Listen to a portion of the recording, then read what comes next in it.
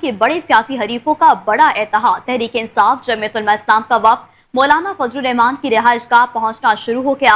अहम रहनुमाओं की आमद असद कैसर, उमर अयूब, मौलाना अब्दुल वासे, मौलाना अताउर रहमान पहुंच गए हैं। आज बड़े सियासी इत्तेहाद का ऐलान मुमकिन है। तहरीक इंसाफ और जमीयत उलमा इस्लाम का इत्तेहाद मौजूदा हुकूमत के लिए बड़ा चैलेंज और बाइस परेशानी बन सकता है। आपको बताते चलें कि बड़े सियासी हरीफों का बड़ा इत्तेहाद तहरीक इंसाफ जमीयत उलमा इस्लाम का वफ्द मौलाना फजलुर रहमान की रिहाइशगाह पहुंचना शुरू हो गया है। अहम रहनुमाओं की आमद असद कैसर, उमर अयूब, मौलाना अब्दुल वासे, मौलाना अताउर रहमान पहुंच गए हैं। आज बड़े सियासी इत्तेहाद का ऐलान मुमकिन है। तहरीक इंसाफ और जमीयत उलमा इस्लाम का इत्तेहाद मौजूदा हुकूमत के लिए बड़ा चैलेंज और बाइस परेशानी बन सकता है। आपको बताते चलें कि बड़े सियासी हरीफों का बड़ा इत्तेहाद तहरीक इंसाफ जमीयत उलमा इस्लाम का वफ्द मौलाना फजलुर रहमान की रिहाइशगाह पहुंचना शुरू हो गया। अहम रहनुमाओं की आमद असद कैसर, उमर अयूब, मौलाना अब्दुल वासे, मौलाना अताउर रहमान पहुंच गए हैं। आज बड़े सियासी इत्तेहाद का ऐलान मुमकिन है। तहरीक इंसाफ और जमीयत उलमा इस्लाम का इत्तेहाद मौजूदा हुकूमत के लिए बड़ा चैलेंज और बाइस परेशानी बन सकता है। बड़े सियासी हरीफों का बड़ा इत्तेहाद तहरीक इंसाफ जमीयत उलमा इस्लाम का वक्त मौलाना फजलुर रहमान की रिहाइशगाह पहुंचना शुरू हो गया है। अहम रहनुमाओं की आमद असद कैसर, उमर अयूब, मौलाना अब्दुल वासे, मौलाना अताउर रहमान पहुंच गए हैं। आज बड़े सियासी इत्तेहाद का ऐलान मुमकिन है। तहरीक इंसाफ और जमीयत उलमा इस्लाम का इत्तेहाद मौजूदा हुकूमत के लिए बड़ा चैलेंज और बाइस परेशानी बन सकता है। तफसीलात जान लेते हैं अपने नुमाइंदे तैमूर यूसुफजई से। जी तैमूर, इस हवाले से अपडेट कीजिएगा। जी बिल्कुल, तहरीक तहफ़्फ़ुज़ आइन पाकिस्तान का वफ़द जमीयत उलमा इस्लाम के सरबराह मौलाना फजलुर रहमान से मुलाकात के लिए उनकी रिहाइशगाह पहुंच गया है। मुलाकात में तहरीक इंसाफ के रहनुमा असद कैसर, अपोजिशन लीडर उमर अयूब खान शरीक हैं। बलूचिस्तान नेशनल पार्टी के रहनुमा साजिद खान तरीन, तहरीक तहफ़्फ़ुज़ आइन पाकिस्तान के तर्जुमान अखुनज़ादा हुसैन यूसुफज़ई भी शरीक हैं। मुलाकात में जमीयत उलमा इस्लाम के रहनुमा मौलाना अब्दुल वासे, मौलाना अताउर रहमान और मौलाना जमालुद्दीन शरीक हैं। मुलाकात में जमीयत उलमा इस्लाम के सेनेटर कामरान मुर्तज़ा भी मौजूद हैं। अहम तरीन अपडेट इसके हवाले से हैं कि पाकिस्तान तहरीक इंसाफ और जमीयत उलमा इस्लाम फे की कामयाब बैठक जो है इस वक्त जारी है। मिलकर दांधली के खिलाफ एहतजाज और मौजूदा आईनी बहरान को हल करने समेत पर कुछ मामलात पर इत्तेफाक हो गया है। जराए के मुताबिक ये भी कहा जा रहा है कि असद कैसर की काबिशें रंग लाएगी। मौलाना फजलुर रहमान और दीगर जमीयत रहनुमाओं के साथ अहम बैठक इस वक्त जारी है। मैं आपको साथ साथ ये बताता चलूँ कि सियासी इत्तेहाद पर इत्तेफाक के हतमी फैसले के बाद तहरीक इंसाफ और जमीयत उलमा इस्लाम के मरकजी रहनुमा कुछ देर बाद मुश्तरका प्रेस कॉन्फ्रेंस करेंगे। मुज़ाकराती मुलाकात अच्छे खुशगवार माहौल में जारी है। मिलकर तहरीक चलाने पर अहम बातचीत भी इस वक्त जारी है। तहरीक इंसाफ के रहनुमाओं के कुछ मुखालिफ बयानात पर इससे पहले जमीयत उलमा इस्लाम फे की जानिब से मजम्मत की गई थी, मगर सियासी इत्तेहाद का माहौल जो है इस वक्त फिर गर्म है। असद कैसर की कोशिशों से बताया जा रहा है जराए के मुताबिक कि एक बार फिर इत्तेहाद का सियासी माहौल बना है और इस वक्त वो मौलाना फजलुर रहमान की रिहाइशगाह में मौजूद हैं। अंदर उनकी मीटिंग जारी है। जो ही वो बाहर प्रेस कॉन्फ्रेंस के लिए निकलेंगे तो बाकायदा तौर पे, बाज़ाब्ता तौर पे ऐलान किया जाएगा। जी तैमूर, ये बताइएगा कि दोनों जमातें बहुत बड़ी सियासी हरीफ रह चुकी हैं। क्या इस इत्तेहाद के लिए बानी पीटीआई की जानिब से कोई रजामंदी का इजहार किया गया है? जी, जिस तरह आपको पता है कि पिछले दिनों मौलाना फजलुर रहमान की जानिब से भी पीटीआई के हक में कुछ बयानात आए थे। पीटीआई के कायदीन की जानिब से भी जो है मुफाहमत के लिए, जो है आगे बढ़ने के लिए उनके बयानात आते रहे हैं। तो इन बयानात की वजह से सियासी जो गुफ्तगू है एक दूसरे के लिए, जो उनका अल्फाज का चुनाव था, तो इन चीजों की वजह से इन दो जमातों में कुर्बत बढ़ी। चूंकि दोनों जमातें अभी अपोजिशन में है और धांधली के खिलाफ है और अवामी रैलियां और अवामी जो है प्रोटेस्ट के लिए ये एक दूसरे के साथ बैठना चाहते थे। तो इस वजह से ये दोनों जमातें, चूंकि बानी पीटीआई भी चाहते थे कि मौलाना के साथ मैंने हुक्म दिया है कोर कमेटी को भी और कायदीन को भी कि वो मिलकर इसका कोई हल निकाले, तो उनकी रजामंदी से ही और उनकी जो हुक्म था इसके ऊपर, तो इस वजह से ही ये बैठे हैं। तैमूर, दोनों की जानिब से अगर ये इत्तेहाद सामने आता है तो क्या ये इत्तेहाद सिर्फ तहरीक तक ही महदूद रहेगा या हमें दीगर महाजों पर भी दोनों में इत्तेहाद देखने को मिल सकता है? जी, इब्तिदाई तौर पर तो यही कहा जा रहा है कि धांधली के खिलाफ जो है हम अवामी असम्बली में जाएंगे, अवामी रैली निकालेंगे, हम प्रोटेस्ट करेंगे, पूरे पाकिस्तान में जो है हम कॉल देंगे, अवाम निकलेगी और हम मौजूदा जो हुकूमत है, ये दांधली ज़दा हुकूमत है, उनके मुताबिक उनका ये कहना है कि ये जो हुकूमत है ये मैंडेट के ऊपर नहीं आया, इन्होंने मैंडेट चोरी किया है और हम इसके खिलाफ निकलेंगे। तो फिलहाल जो इनका बैठक है वो मिलकर तहरीक चलाने का है, आगे का जो लाइहा अमल होगा उसके हवाले से हम आपको फिर अपडेट करेंगे। जी, पाकिस्तान की मौजूदा सियासत में बहुत बड़ी पेशरफ्त है यह। बहुत शुक्रिया तैमूर।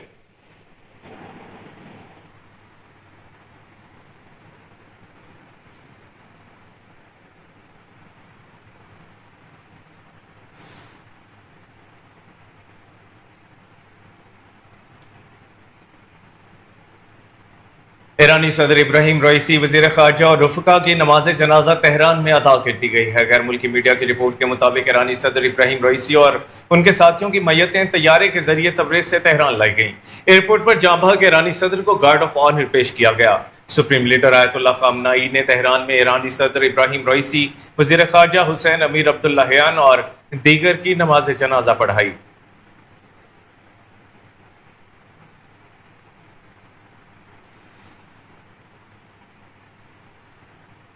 मजीद आपको बताएं कि नायब वज़ीर आज़म और वज़ीर खारजा इसहाक डार ने किर्गिस्तान में तलबा पर होने वाले हमले के मामले पर इंक्वायरी कमेटी बनाने का ऐलान करते हुए कहा कि ये फैक्ट फाइंडिंग कमेटी होगी जिसका नोटिफिकेशन आज ही जारी कर दिया जाएगा। इस्लामाबाद में प्रेस कॉन्फ्रेंस करते हुए नायब वज़ीर आज़म और वज़ीर खारजा इसहाक डार ने कहा कि गुज़िश्ता रोज में आस्ताना में शंघाई ताउन तंजीम के वज़ीर खारजा कौंसिल के इजलास में शरीक था और इस दौरान मैंने किर्गिस्तान में हमारे सफीर हसन अली ज़ैगम को पैगाम भिजवाया कि वो इजलास के बाद किर्गिज वज़ीर खारजा से मुलाकात का एहतमाम करें। उन्होंने कहा कि शंघाई ताउन तंजीम इजलास के बाद किर्गिस्तान के वज़ीर खारजा से मुलाकात की, जिसमें उनसे पाकिस्तानी तलबा पर हमले के मामले पर गुफ्तगू की और उनसे दरख्वास्त की कि मैं फौरी तौर पर बशकेक जाकर वहां तलबा को देखना चाहता हूं, जिस पर उन्होंने कहा कि मुझे थोड़ा वक्त दें। इसहाक डार का कहना था कि किर्गिज वज़ीर खारजा ने अपने सदर से बात की, जिस पर उन्होंने मुझे वेलकम कहा और फिर मैं अपने किर्गिज हम मनसब के साथ ही आस्ताना से बिश्केक रवाना हुआ, जहां मैंने किर्गिस्तान के नायब वज़ीर आज़म से तफसीली मुलाकात की। उनका कहना था कि किर्गिज इंतजामिया ने फसादात के बारे में तफसीली ब्रीफिंग दी। किर्गिस्तान के सदर ने बिश्केक फसादात पर सख्त नोटिस दिया। फसादात के जिम्मेदारों का तयन करके गिरफ्तार कर लिया गया। बिश्केक में हालात मुकम्मल तौर पर मामूल पर आ गए हैं। नायब वज़ीर आज़म और वज़ीर खारजा ने कहा है कि किर्गिस्तान में जख्मी होने वाले 3 में से 2 पाकिस्तानी तलबा को अस्पताल से डिस्चार्ज किया जा चुका है, जबकि एक तालिब इल्म अभी तक ज़ेर इलाज है।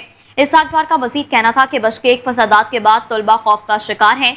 फसादात के बारे में फैक्ट फाइंडिंग कमेटी बनाई है। बिश्केक में 1100 के करीब पाकिस्तानी वर्कर्स काम कर रहे हैं।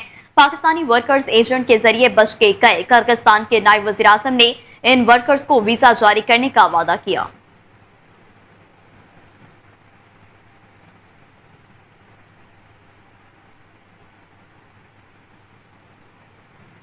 कायम मकाम सदर यूसुफ रजा गिलानी की कराची में मज़ार कायद पर हाजिरी दी और फातह खानी की। यूसुफ रजा गिलानी का कहना था कि आज मज़ार कायद पर हाजिरी देने आया हूँ। उन्होंने कहा कि आइन के बनाने वाले नंगे पांव मज़ार कायद आए थे। कायद आज़म से लोग पूछते थे आप मुल्तान क्यों नहीं जाते, तो वो मेरे वालिद के बारे में कहते थे कि वहाँ गिलानी मौजूद है। यूसुफ रजा गिलानी का कहना था कि पाकिस्तान में मसाइल ज़रूर हैं, पाकिस्तान में 65% नौजवान हैं, हमारे लीडर बिलावल भुट्टो भी नौजवान हैं, हम हुकूमत के साथ मिलकर पाकिस्तान के मसाइल हल कर रहे हैं। कायम मकाम सदर ने मजीद कहा कि बानी पीटीआई ने एक कमेटी बनाई थी, मुझे याद है उस वक्त शाह महमूद कुरैशी भी थे और लोग भी थे, हमने उस वक्त उन्हें इंतखाबात की तारीख दे दी थी। फिर उन्होंने कहा हम पूछ कर बताएंगे। मैंने उस वक्त उनको कहा कि आपने केबी और पंजाब असम्बली तोड़कर गलती की, हमारे मुल्क में अगर कत्ल भी हो जाए तो टेबल पर बैठना होगा। बीबी शहीद ने भी कभी मुज़ाकरात का रास्ता नहीं छोड़ा।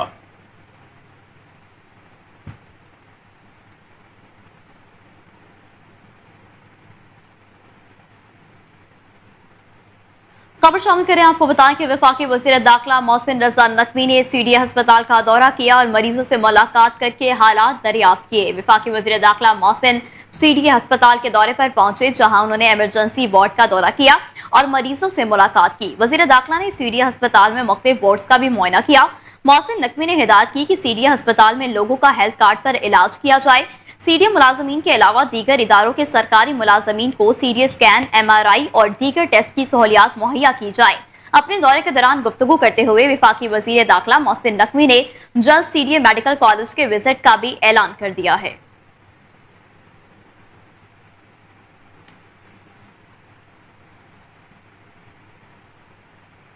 वज़ीर आला पंजाब मरियम नवाज शरीफ से इस्तेहकाम पाकिस्तान पार्टी के रहनुमा ओन चौधरी ने मुलाकात की, जिसमें लाहौर में जारी तरक्याती मंसूबों और सियासी उमूर पर तबादला ख्याल किया गया। ओन चौधरी ने लाहौर के तरक्याती मंसूबों में वज़ीर आला पंजाब मरियम नवाज की खुसूसी दिलचस्पी को सराहा। मुलाकात के दौरान मरियम नवाज ने गुफ्तगू करते हुए कहा कि LDA एवेन्यू 1 में मॉडल सेंट्रल पार्क कायम करके लाहौर रिवैम्पिंग डेवलपमेंट प्रोजेक्ट का आगाज कर दिया है। डेवलपमेंट प्रोजेक्ट की तकमील पर लाहौर की कोई सड़क खराब और गली टूटी नहीं रहेगी। वज़ीर आला पंजाब ने मजीद कहा कि लाहौर में 100 मकामात पर फ्री वाईफाई सर्विस फराहम की गई है। लाहौर में पहला सरकारी कैंसर अस्पताल और नवाज शरीफ IT सिटी बना रहे हैं।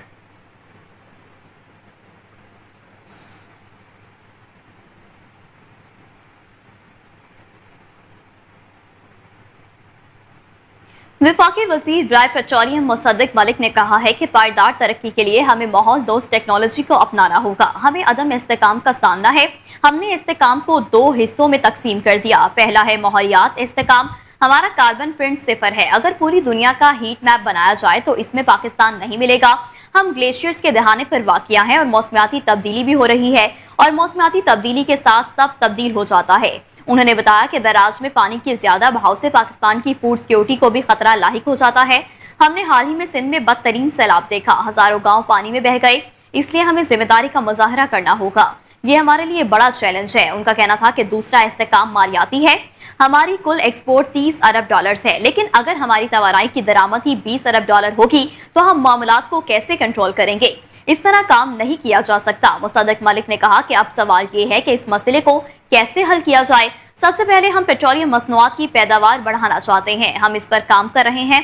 हमने मुख्तलिफ पॉलिसीज बनाई हैं। छोटी कंपनीज के कंसोर्शियम बनाने के लिए हौसला अफजाई कर रहे हैं। बैनुल अक़वामी प्लेयर्स को भी मदऊ कर रहे हैं कि वो हमारे साथ मिलकर काम करें। उनका कहना था कि इक्तिसादी तरक्की के लिए एनर्जी सिक्योरिटी बहुत जरूरी है। पायदार तरक्की के लिए हमें माहौल दोस्त टेक्नोलॉजी को अपनाना होगा। तवानाई की जरूरत पूरी करने के लिए मुल्की वसाइल को बुरोए कार लाना होगा।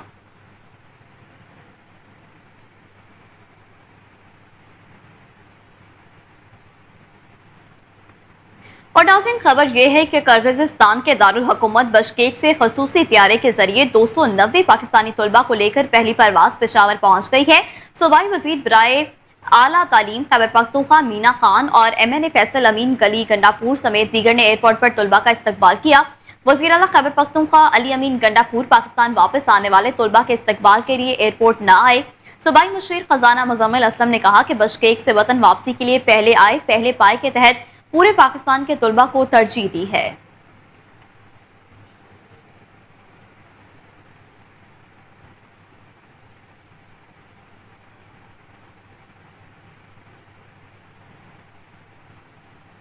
और अब आपको बताएंगे वफाकी हुकूमत ने आइंदा माली बजट में सख्त मालिशी पॉलिसियां जारी रखने का फैसला किया है। ज़राए के मुताबिक हुकूमत ने आइंदा माली साल का वफाकी बजट आलमी मालियाती फंड की मुशावरत से तैयार करने का फैसला किया है और इस हवाले से वफाकी हुकूमत ने IMF को तहरीरी यकीन दहानी करवा दी है। दस्तावेजात के मुताबिक वज़ारत खजाना IMF की मुकम्मल मुशावरत से बजट तैयार कर रहा है। वफाकी हुकूमत ने बजट सरप्लस से मुतालिक सूबों से तस्दीक करने का फैसला किया है और आइंदा माली साल प्राइमरी सरप्लस GDP के 1% रखने का प्लान है। दस्तावेजात के मुताबिक वफाकी बजट की तैयारी पर पाकिस्तान और IMF के दरमियान मुज़ाकरात जारी हैं। IMF बजट में अपनी शराइत पेश कर रहा है। हुकूमत को IMF की शराइत पर मुकम्मल अमल दरामद करना होगा। ज़राए का बताना है कि वफाकी हुकूमत ने आइंदा माली बजट में सख्त मुआशी पॉलिसियां जारी रखने का फैसला किया है। दूसरी जानिब नए माली साल के बजट की तैयारियों के सिलसिले में FBR हेडक्वार्टर्स में आम अफराद के दाखिले पर पाबंदी आयद कर दी गई है। तमाम FBR अफसरान और मुलाजमीन को सरकारी शनाख्ती कार्ड आवीज़ा करने की हिदायत की गई है।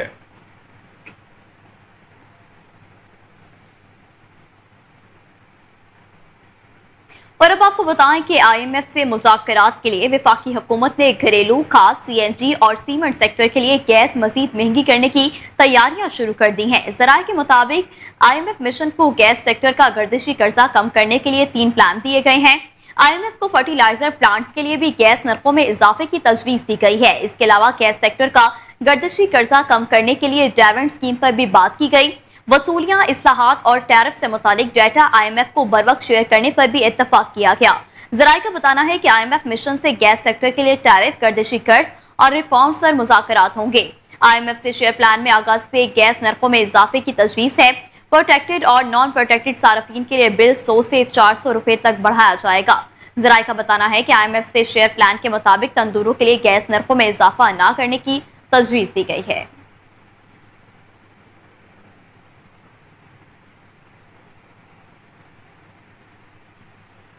दूसरी जानिब पावर डिवीजन के सरकर्दा अफसरान ने जायजे के लिए आए हुए IMF के मिशन को बताया है कि FBR 800 अरब तो बिजली के बिलों पर टैक्स के जरिए इकट्ठा करता है, जिससे बिल की कीमत में 8 रुपए फी यूनिट इजाफा हो जाता है। और अगर ये टैक्स यहां से निकाल दिया जाए तो बिजली का टैरिफ 8 रुपए फी यूनिट कम हो जाए।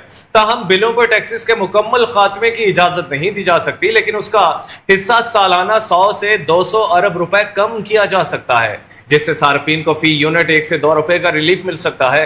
IMF के मिशन को इन चंद तब्दीलियों के बारे में भी बताया गया जो सोलर पैनल की पॉलिसी के हवाले से मुतारिफ कराई जा रही हैं। टैक्स हुकाम को चाहिए कि वो टैक्स के जाल को फैलाएं और परचून फरोशों, रियल स्टेट और ज़राई सेक्टर्स को पाबंद किया जाए। FBR 17% GST तो खत्म नहीं कर सकता, क्योंकि सिर्फ इसी से हुकूमत को 600 अरब रुपए की आमदन होती है, लेकिन 100 से 200 अरब रुपए के दीगर टैक्सेस खत्म किए जा सकते हैं। पावर डिवीजन की आला मैनेजमेंट ने वज़ीर आज़म शहबाज शरीफ को इलेक्ट्रिक पावर कंज्यूमर्स के बारे में और टैरिफ पर इसके असर के बारे में भी बताया है। इस वक्त मुल्क के बिजली के सेक्टर में कोई पायदार, मोतबर और काबिल बर्दाश्त चीज नहीं है और हमें हर ऑप्शन को अच्छी तरह से सोचना होता है ताकि बिजली को काबिल बर्दाश्त हद में लाया जाए। फिल वक्त बिजली का एक सारिफ बिजली पर ड्यूटी अदा करता है जो कि सूबाई ड्यूटी होती है और उसके लिए तमाम सार्फिन से 1 से 1.5% तक लेवी ली जाती है। वो बिजली के बिल पर 17% GST भी अदा करता है जो सेल्स टैक्स एक्ट 1990 के तहत तमाम सार्फिन पर लगाया जाता है। घरेलू सार्फिन PTV लाइसेंस फीस की मद में 35 रुपए अदा करते हैं, जबकि तजारती सार्फिन 60 रुपए अपने बिलों पर अदा करते हैं। सार्फिन हर किलोवाट पर 43 पैसे फाइनेंसिंग की लागत का सरचार्ज भी अदा करते हैं। इसमें सिर्फ लाइफ लाइन वाले घरेलू सार्फिन को इस्तिस्ना है।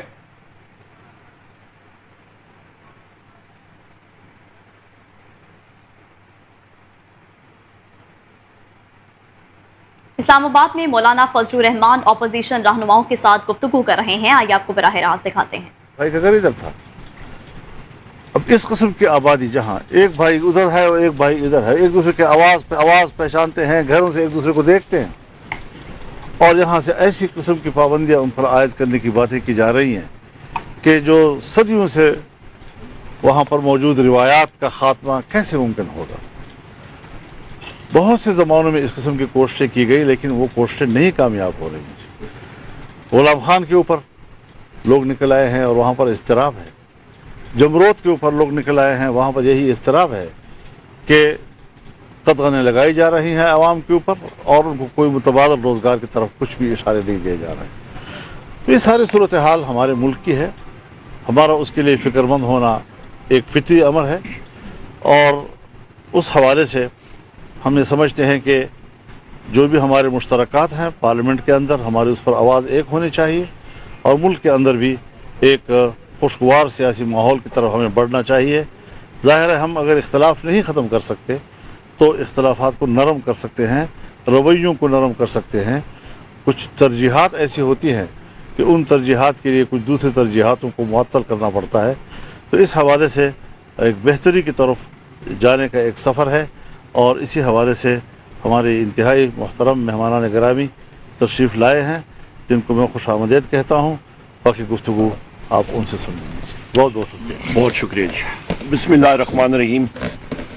बहुत शुक्रिया मौलाना फजलुर रहमान साहब, जो जमीयत उलमाए इस्लाम पे के लीडर भी हैं और उनके साथी उन्होंने आज खुले दिलों के साथ हमें यहाँ पे खुशामदेद कहा। जिस तरह कि मौलाना फजलुर रहमान साहब और मैं ज़ाती तौर पे हमारा ताल्लुक़ इनसे बहुत पुराना चलता आ रहा है। बड़ी मुस्तफ़ीद गुफ्तगू शनीद हुई। बहैसियत लीडर ऑफ द अपोजिशन कौमी असम्बली में हम लोग चाहते हैं कि चाहे वो JUI फे हो, हमारी जितनी पार्टियां हों, तहरीक तहफ़्फ़ुज़ आईन पाकिस्तान के तहत कि हम लोग पाकिस्तान में आइन और कानून की पासदारी के लिए हमारी ये जद्दोजहद चलती जाए। और यही मेरे कायद जनाब वज़ीर आज़म इमरान खान साहब की भी ख्वाहिश है, हमारे तहरीक कायद जनाब अचकजई साहब की भी यही ख्वाहिश है और हर एक मुहिब वतन पाकिस्तानी की भी यही ख्वाहिश है। ये उस सिलसिले की कड़ी है कि आज बड़ी तवील और अच्छी गुफ्तगू हमारी होती रही और ये होती भी जाएगी आगे। JUI फे का अपना एक सिलसिला, एक जलसों का सिलसिला चल रहा है। तहरीक तहफ़्फ़ुज़ आईन पाकिस्तान का भी एक सिलसिला हमारा अनाउंस भी किया है और उसको हम लोग इंशाअल्लाह अमली जामा पहना के वो जलसे भी पूरे पाकिस्तान में होंगे, जिसका शेड्यूल हमने जारी किया। कन्वेंशंस भी पूरे पाकिस्तान में होंगे। अहम बात यह है कि आज पाकिस्तान में आईन नामी कोई चीज है ही नहीं। आज आप देखें कि पाकिस्तान तहरीक इंसाफ के दफ्तर में आज प्रेस कॉन्फ्रेंस भी हुई।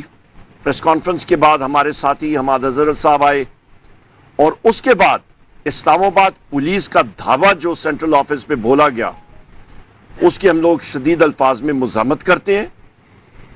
इस्लामाबाद पुलिस बजाय इसके कि रऊफ हसन साहब के हमला आवरों का ताक़ुब करें, जियो फेंसिंग करें, वो इनोसेंट यानी कि बगैर किसी कसूर वाले शख्स के पीछे, बेकसूर शख्स के पीछे लगे हुए हैं, इसकी हम लोग मुज़ामत करते हैं। इसके साथ साथ ये भी मैं कहता चलूं कि चमन पे जहां पे धरना हो रहा है वहां पे उन लोगों के जायज मुतालबात हैं और जिस तरह के मौलाना फजलुर रहमान साहब ने भी कहा, फ्लोर ऑफ द हाउस पे मैंने अपनी तकरीर में कहा, मेरे साथी मेरे भाई असद कैसर साहब ने बात की, उन जायज मुतालबात के ऊपर हुकूमत को जरूर नजरसानी करनी चाहिए। बजाय इसके कि पासपोर्ट वहां पर इस्तेमाल करें, वो CNIC में हर वो सिक्योरिटी फीचर मौजूद है, उसके ऊपर उनको इजाजत होनी चाहिए।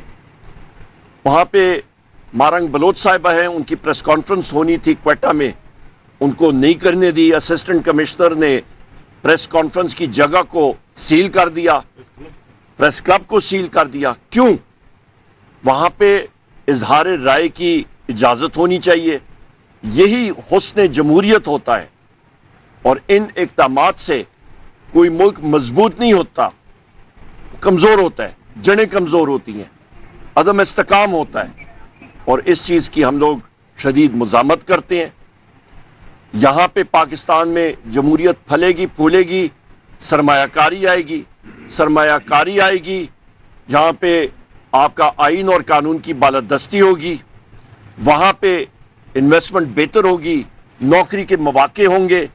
इस मौजूदा सूरत हाल में न सरमायाकारी हो रही है क्योंकि दुनिया जो है उनको मालूम है कि इस वक्त पाकिस्तान में अदल व इंसाफ की कोई वो चीज किरण नजर नहीं आ रही।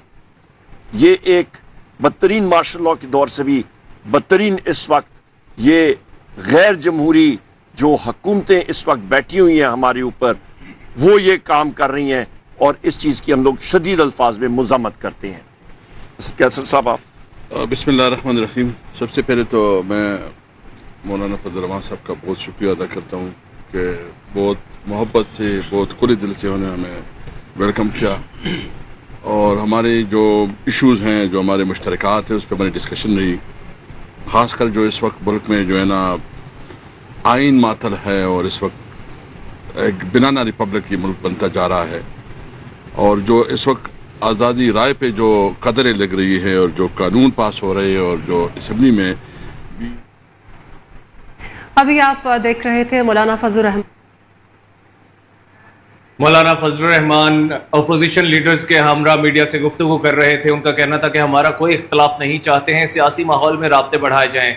उनका कहना था कि इसमें कोई हैसियत नहीं कि मुल्क में आइन की कोई हैसियत नहीं रही, ताल्लुकात बेहतरी की तरफ जाना, तलखियों को दूर करना वक्त की जरूरत है। पार्लियामेंट की अहमियत खत्म हो गई, जमहूरियत हार रही है।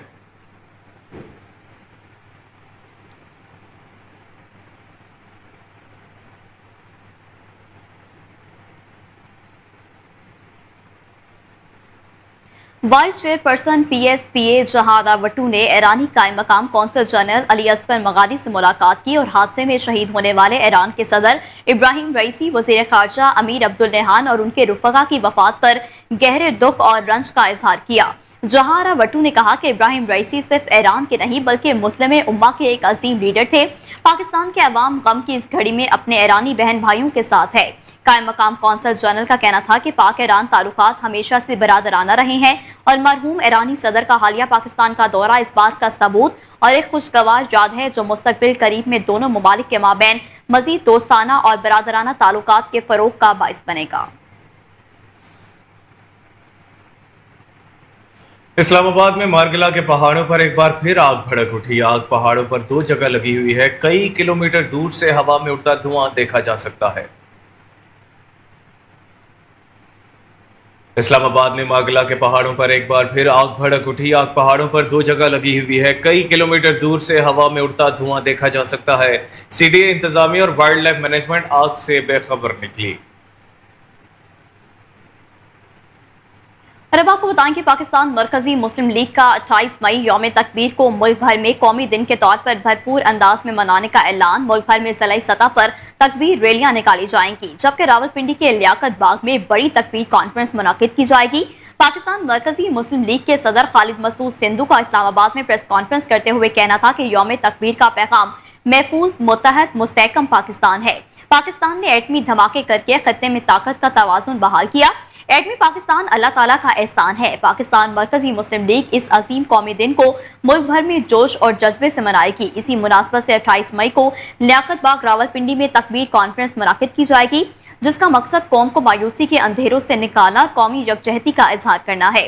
खालिद मसूद सिंधु का कहना है कि तमाम जमातों को कॉन्फ्रेंस में शिरकत की दावत दे रहे हैं। पाकिस्तान मरकजी मुस्लिम लीग मुल्क में इत्तेहाद और खिदमत की सियासत को फरोग दे रही है।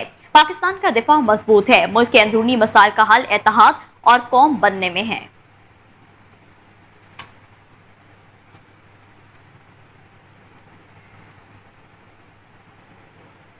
FIA इस्लामाबाद जोन की कार्रवाई। इख्तियारात से तजावुज और करप्शन साबित होने पर FIA के 2 एहलकारों के खिलाफ मुकदमा दर्ज कर लिया गया। एहलकारों को मुअत्तल करके गिरफ्तार कर लिया गया। मुकदमे में कांस्टेबल बिलाल ऐवान और आके महमूद नामजद किए गए हैं। मुलजिमान anti human trafficking circle Islamabad में तैनात थे। मुलजिमान को गिरफ्तार करके तफ्तीश का आगाज कर दिया गया। मुकदमे में नामजद एजेंट की गिरफ्तारी के लिए छापे मारे जा रहे हैं। ईद उल अजहा की तैयारियों के लिए ज़िला इंतजामिया मुतहरिक है। ईद उल अजहा के मौके पर लाहौर में मवेशी मंडियां लगाने के हवाले से अहम इजलास मुनाकिद किया गया।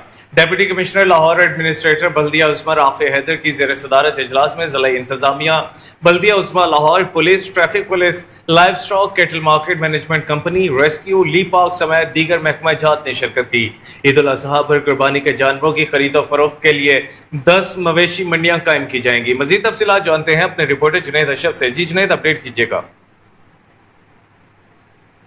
वाले से जिले इंतजामिया मुतारिक हो गई है। ईद उल अजहा के मौके पर लाहौर में मवेशी मंडियां लगाने के हवाले से अहम इजलास मुनक़िद किया गया। डिप्टी कमिश्नर लाहौर व एडमिनिस्ट्रेटर बल्दिया उस्मा लाहौर राफिया हैदर की ज़ेर सदारत इजलास में जिले इंतजामिया, बल्दिया उस्मा Lahore, police, traffic police, live stock और दीगर महकमों के अफसरान ने शिरकत की है।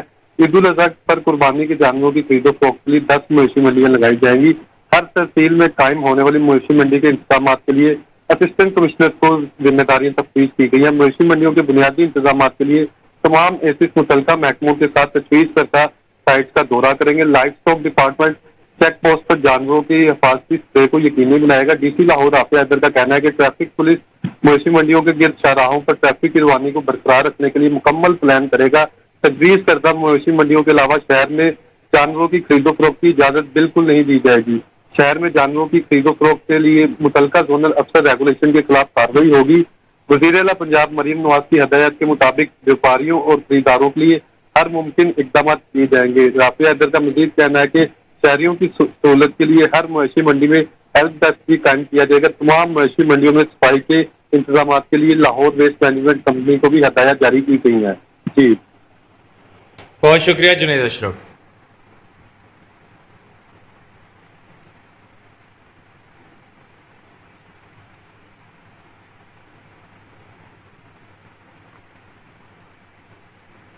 Health and education reporters association Punjab के सालाना इंतखाबात सीनियर सहाफ़ी नईम मुस्तफ़ा की सरबराही में मुनाकिद हुए। इस मौके पर मुतफ़िक़ा तौर पर ओहदेदारान का चुनाव किया गया, जिसके मुताबिक चेयरमैन यूसुफ अब्बासी, सदर मकसूद खालिद, सेक्रेटरी फराज अदीम, सीनियर नायब सदर डॉक्टर मोहम्मद अदनान, नायब सदर अफजाल अब्बासी, नायब सदर मुदस्सर कदीर, खजानची शाहिद महमूद और गुलाम मुर्तज़ा बाजवा सेक्रेटरी नशर और अशाद बन गए हैं। ज़गम अब्बास, सैयद सदा हुसैन शाह, मुजीब असलम मेंबरान करार पाए। इस मौका पर चेयरमैन यूसुफ अब्बासी और सीनियर सहाफ़ी नईम मुस्तफ़ा ने ओहदेदारान से नेक ख्वाहिशात का इजहार किया।